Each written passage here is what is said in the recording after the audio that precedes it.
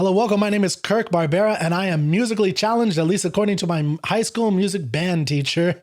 And today we're going to be reacting to Sick Boy by Ren. I've gotten a lot of comments on what I should be reacting to next, and thank you all. You could help me continue this journey by liking, commenting, clicking that bell icon, and particularly go to troubadour.studio. This is my personal website. And sign up to learn more about the literary discussions that I run, the Literary Canon Club. And if you're really interested, I would love it if you checked out my translation of the Iliad, a real translation for first-time readers of the Iliad. It's at a readable level that anybody who speaks and reads English can do. And I'm also doing a chapter by chapter, or book by book if you prefer, discussion of that book over on my other YouTube channel. So you can check those things out. So help support some of the stuff that I'm doing in literature.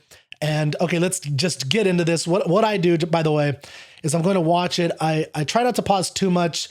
You know, I try to limit myself to maybe 2 times, but I will do a discussion afterwards because Ren in particular, but all the music that I listen to, I try to make literary connections as I go, as that's my background is classic literature, art, sculpture, things of that nature. So we'll go through it and let's enjoy this.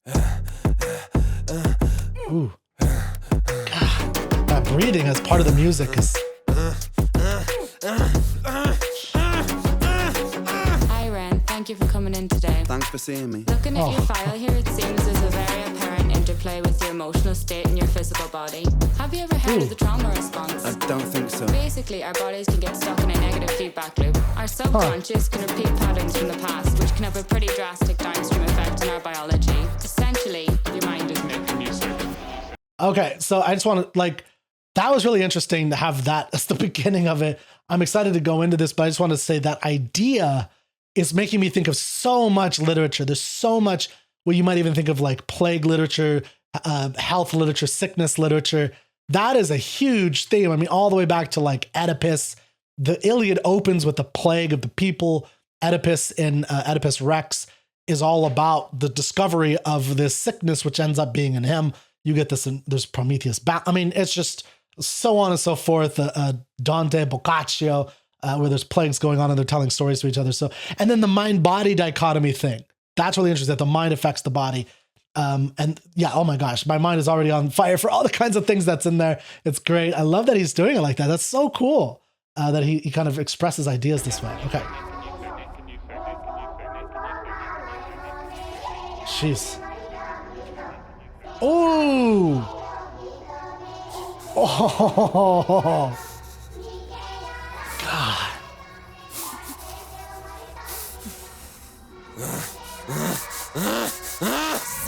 Sick boy, bitten by a tick boy, looking for that fix boy, anabolic steroids, damn cell, poster boy, pass out, white noise, quick fix, snake oil, I'm about to break boy. Oh, what a shame, he's in pain, have another go, take another pill, here, take a couple more, let's see how you're doing in another week or so, you'll be feeling worse when the side effects will show, derealization, medical patient, losing patience with the process, walking hand in hand with Satan, complications with the medication, inflammation, dehydration, inhalation, aggravation, building up a toleration, drown, soccer drown, soccer drown, soccer drown, I've been feeling like I'm drowning with my feet upon the ground, I've been so screaming, real. I've been shouting, but I never make a sound, I've been looking for a way out, but I always seem to drown. Is this all making sense, Ren? Yeah, I think so. Good.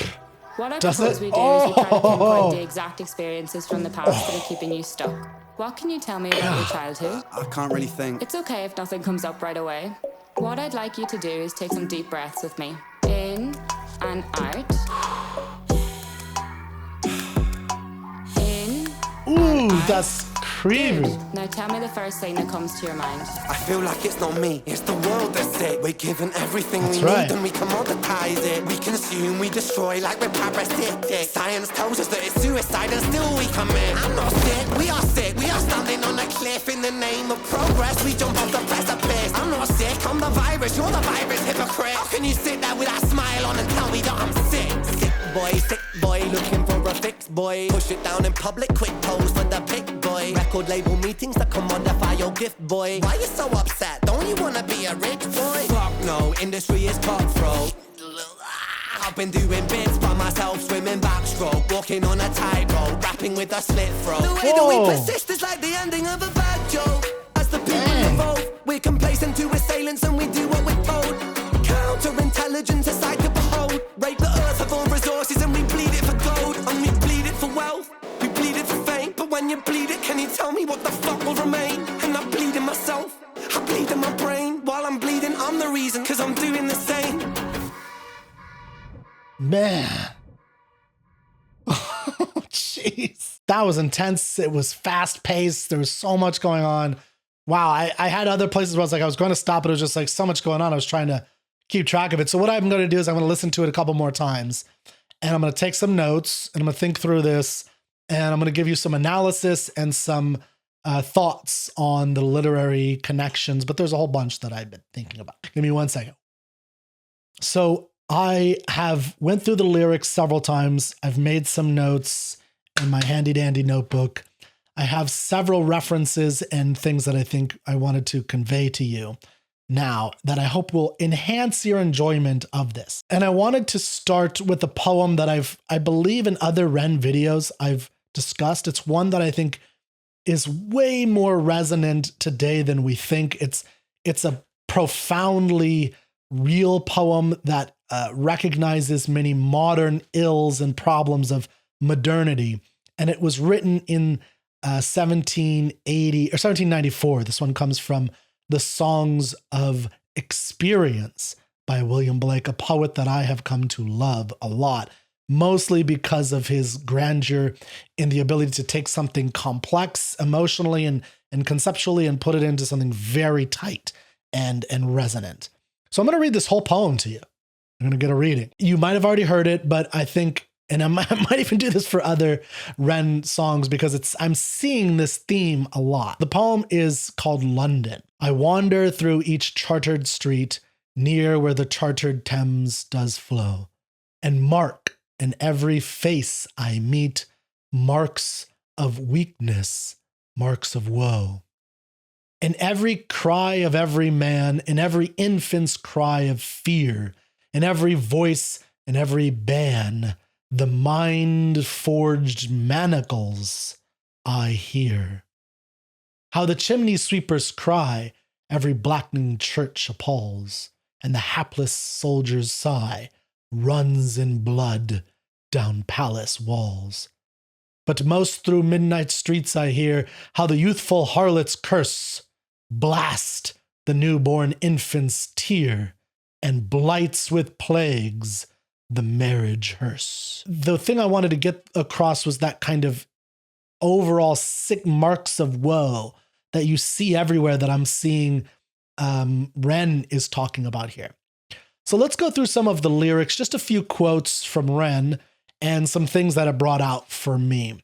But I think that whole poem by Blake represents a lot of what Ren is talking about, but also just broader themes in Ren's work. Okay, so one of the many lines that struck me was, essentially your mind is making you sick. And then I feel like it's not me, it's the world that's sick. We are standing on a cliff.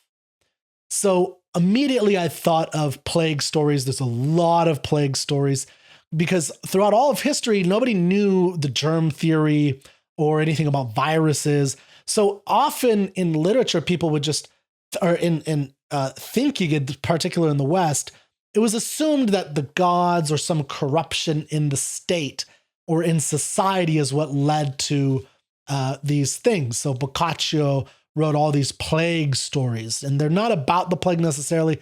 They're actually about, it's called the Decameron. It's about people telling these stories, 10 stories each, during a plague when everybody leaves. But the first of these is actually, I think, the Iliad in a sense, because it starts with a plague. But I think the first real one of these that's really powerful and resonant today is Sophocles' Oedipus Rex, or Oedipus the King. And there's a lot about blight, but if you know the story, the whole point is that Oedipus' Thebes, the city that he is the king of, is coming down with a plague. The whole, like, people are dying left and right. And he, as a good king, is trying to solve this problem of the polis, the city. And of course, we find out that he's the problem. He's the virus. But it's, I think what Ren says later is it's not just me. I'm the virus. You're the virus, you hypocrite. Like, it's both. I think it's everybody. It's the whole culture. There's something, problematic in that culture. Here's something that the chorus says. A blight is on the fruitful plants of the earth, a blight upon the herds, a burning plague. That's from the chorus. Oedipus says, I grieve for these, my people, far more than I fear for my own life. And then Tiresias to Oedipus alludes and says, but Oedipus doesn't believe this, you are the land's pollution. So a lot about this I saw immediately in what Ren was talking about. So let's go to the next one. This is Ren's lines. Push it down in public, quick, pose for the pic, boy. Why are you so upset? Don't you want to be a rich boy? Sorry if I'm rapping, I'm terrible.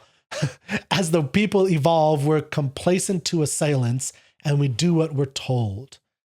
All this made me think of Hamlet and the split nature and the theatricality of of Denmark. Something is rotted in the state of Denmark. One of the things that Hamlet does is Hamlet, the character, uses the theater to try to bring out the poison to see who is the murderer. He thinks that his father or his uncle has murdered his father and married his mother. So again, you kind of see this connection to Oedipus. And the way that Hamlet reveals this or tries to reveal this duality between what's being told and the appearance and the theatricality of the court, which he sees as rotten in the state of Denmark, and he sees Denmark as a prison, is he puts on a play that is going to reveal the inner soul. So this really makes me think of Ren and a lot of artists today, actually, about the bringing out of the soul, this thing. And one kind of thought that I had while I was contemplating this is that, here's what I wrote down. If comedians are the canaries in the coal mine, meaning what they are punished for saying shows to the rest of us the line between freedom and tyranny. When you can't make a joke about something and you're arrested for it, that is the line that is of the, where tyranny is, and that's where society will stop you. If that's true, then the dystopian artist like Ren is the diagnostician of the soul of civilization, putting into emotional resonance the very real fears and worries we all face. So there are a lot of what he was saying that I, as just forgetting the classical analysis thing, really resonated with me in terms of over-drugging kids, diagnostics of kids. And what Ren as an artistic diagnostician, which means an artist is the person who gives a blueprint for the development of the human soul. And here I see Ren being a diagnostician for the human soul, which is being destroyed by over-analysis of psychotherapy and over-analysis and applying too many drugs. And why is that happening? And that's what I do see as one of the things of this particular story that I think is really interesting. And again, I think there's a lot of interesting connections to Hamlet. And I really connected with what Ren was talking about with the theatricality of his life, like commoditize your gift, which is something I experienced, I think, from Hamlet in the sense of he's supposed to act a certain way, but he doesn't want to act that way. So I wanted to bring back the poem London. I would also recommend The Sick Rose, The Human Abstract by Blake from the Songs of Innocence and Experience. And I won't go into so many of them, but The Sick Rose is a very short one. O rose, thou art sick, the invisible worm does thy life destroy. There's hidden corruption that's like within a society that destroys the innocent and the beautiful. The human abstract, pity would be no more if we did not make somebody poor. So it kind of has this moral sentiments produced by structural harm. So this growing civilization, the Industrial Revolution and all these things that are happening in the late 1700s, which happened dramatically, Blake and other romantic poets were pointing out some of the negative things that these social evils were engineering in their minds. And I think there's a lot that we still, especially artists, still resonate from that. So there's a deep romanticism in most of the artists today, even that harkens back to Blake and Wordsworth and Coleridge and other Keats and others. And that's just on their English, is Faustus by Goethe and others. I did want to point out one painting I think I haven't mentioned here yet. I just liked, he said, in the name of progress, we jump off precipice. He talks about cliffs a lot and jumping off. This made me think of Ovid's Metamorphoses, Daedalus and Icarus. And in particular, there's a painting, and I always get the pronouncing of this wrong. Bruegel, I think, Pieter Bruegel, the Elder, Landscape with the Fall of Icarus, which is a painting I've thought is so fascinating.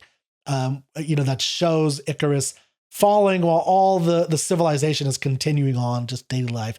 While the man who strives to reach the heavens is not able to, and he falls and people just keep going about their day. I always found that just a really great juxtaposition. So I want to give a couple visual layers here. There was an interesting line where he said, have you ever heard of the trauma response? What I propose we do is pinpoint the experience from the past. Now, there's a lot to be said about this in psychology. I don't agree fundamentally with this approach to psychology. I think there's some value in it. I'm not a psychologist, but I think it's very deceptive to always go back into the past to try to find some clue, not just a clue, but the main cause of something. I'm much more a person who believes that we control our own ideas by thinking and processing and experiencing the world and coming to better and better understanding of and clarity on our own views. Now, to kind of give some visuals to this, though, I think it's a common view. So have you ever heard of the trauma response? What I propose we do is pinpoint the experiences from the past. So here's a couple paintings I wanted to show. Thomas Eakins' The Gross Clinic. So this is surgery staged like a passion scene. The doctor is high priest for modern suffering. So it's about the trauma response part. Caravaggio's The Incredulity of St. Thomas. And this is fingers probing a wound, empirical proof as sacred touch. And lastly, Michelangelo, The Last Judgment, which is bared body as theater of salvation condemnation. I think Ren's therapy room in the visuals that we saw is a secular confessional. Diagnosis substitutes for absolution, data for grace. If you pair his clinical dialogue with Eakins, you could see how modern culture sacralizes the dissecting gaze. Thank you so much for joining me on this great journey. I want to do a lot more with Ren and other artists, so keep the recommendations coming. I'm doing my best. Please go to troubadour.studio/Iliad. Check out Homer's The Iliad. Support my work there so I can continue doing this. If you guys come to do what I'm doing with literature, I can keep doing these kinds of things. So thank you so much, and I'll see you next time.